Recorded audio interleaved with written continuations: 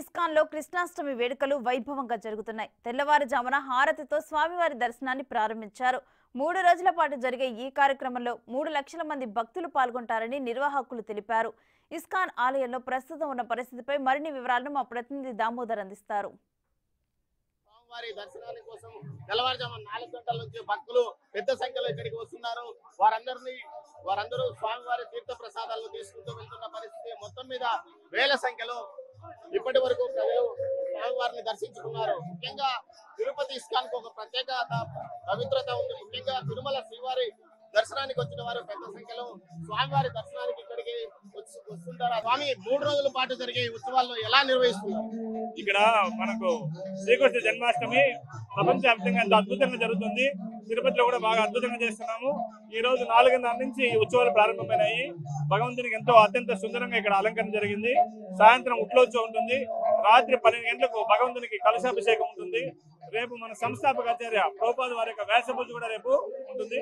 భక్తులకి ఇక్కడికి దర్శనానికి అన్ని ఏర్పాట్లు చేశాము. ప్రతి ఒక్కరికి తీర్థ ప్రసాదాలను అరేంజ్ చేస్తున్నాము. ఎలాంటి ప్రసాదాలు అందజేస్తాం? ఇక్కడ భగవంతునికి ముఖ్యంగా మన వైదిక పద్ధతి ప్రకారము భగవంతునికి నివేదన చేసినటువంటి పులిహోర, దద్దోజనము, లెమన్ రైస్, ఇటువంటి ప్రసాదాలని వైదికంగా ఉండేటువంటి ప్రసాదాలని భక్తులకి అందరూ కూడా ఏర్పాటు చేస్తున్నాం. ఎంతమంది భక్తులు స్వామివారిని దర్శించుకోగలుగుతారు ఈ 3 రోజులు? 1.5 లక్షల మంది మనము ప్రతి సంవత్సరం ఉంటారు. ఈసారి ఇంకా పెరగచ్చని చెప్పి మనం అనుకుంటున్నాము. 3 రోజుల పాటు జరిగే ఉత్సవాల్లో ఎలాంటి కార్యక్రమాలు, సాంస్కృతిక కార్యక్రమాలు? ఇక్కడ 3 రోజుల పాటు ముఖ్యంగా మనకు ఉట్లోత్సవం ఉంది. తర్వాత ప్రవచనాలు ఉన్నాయి. భగవంతుడి లీలలకు సంబంధించి, కృష్ణులకు సంబంధించి సాంస్కృతిక కార్యక్రమాలు కూడా మనం ఏర్పాటు చేస్తున్నాము. హరే కృష్ణ.